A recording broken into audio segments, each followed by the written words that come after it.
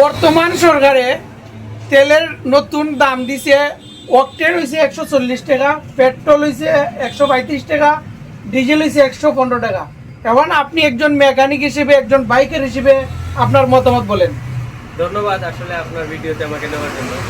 তো আমার মতে ঠিক আছে যে 140 135 ঠিক আছে, কিন্তু এটা যদি আগেও করতো, এটা যদি এই মানুষদেরকে এই হয়রানি থেকে মানে বাঁচাইতো তাইলে ভালো হইতো। মূলত আমি আগেই বলছিলাম যে তেলের দাম বাড়ানোর জন্য এই একটা ক্রাইসিস, মানে কৃত্রিম সংকট যেটা বলা হয় সেটা মানে তারা করে রেখেছে।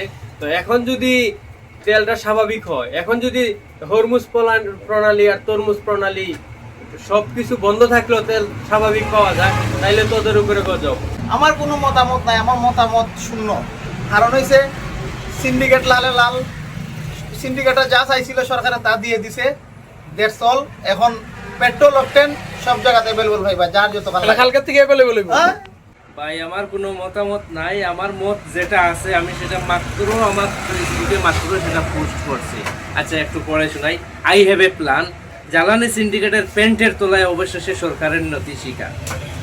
বাস এটাই তোমার প্ল্যান, মানে I have a plan. I have a plan, এটা কিন্তু আই হ্যাভ এ প্ল্যানের অন্তর্ভুক্ত। আচ্ছা আচ্ছা, এখন যেটা হইছে, আচ্ছা সরকারের যে দামটা ফেলাইছে এই দাম থেকে কি আর কোনোদিন তেল অ্যাভেলেবল যদি হয় আর কি কমবে না? আর কমবে না, দেশের একটা মানে এটি ফিক্সড হয়ে থাকবে, নিয়ম হয়ে গেছে। একবার বাড়লে সেটা অবশেষে আমরা বাইকাররা লসের দিকে। কারণ আমরা বাঙালি, আমরাই কাঙ্গালি। সিন্ডিকেটের কিন্তু লাভ তো হইছে, সিন্ডিকেটের কিন্তু লাভ। আচ্ছা আচ্ছা, সিন্ডিকেটের লাভ। হ্যাঁ এক পক্ষের তো লাভ হইছে, কারো না কারো তো লাভ হইছে। আমাদের লস তাতে কি ভাই? এক পক্ষ আমাদের জীবনটাই লস।